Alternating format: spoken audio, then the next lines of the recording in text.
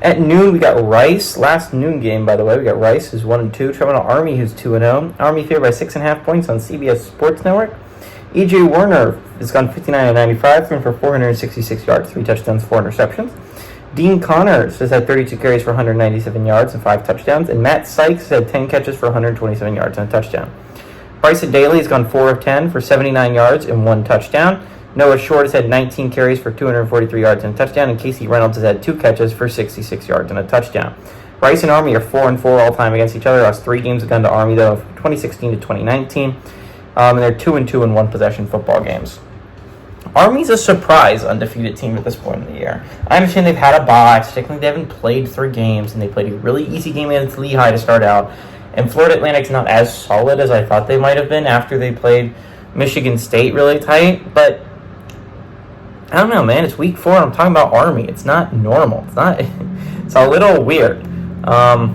And honestly, I could be talking about it in week 5. I absolutely think Army wins this game against Rice, by the way. Rice is not a great football team. This isn't supposed to be a football team that is competing for anything this year.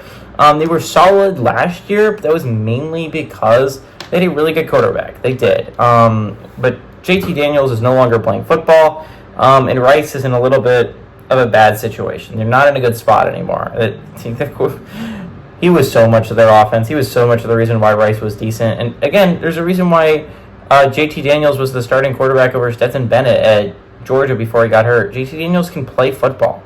If only he could have stayed healthy, he would have been a hell of a quarterback. But Rice isn't a very good football team. Army, I think, might be a little solid. And it's weird. We're looking at the American. There's 3 undefeated teams left kicking. 2 of them are the service academies. Both of them run option offenses. Technically speaking, Army's supposed to throw it more, but again, only thrown 10 passes so far this year through 2 games. They're averaging throwing 5 passes a game. That's not a lot. They're averaging a little over 35 yards of offense per game. I think almost 40 yards of offense, 40 yards passing per game. It's not an insane passing rate. Army's good. They are. I think they're a solid football team. I think I'm going to be really excited to see when they get into their actual meat of their schedule. They play actual American teams that have a chance at beating them.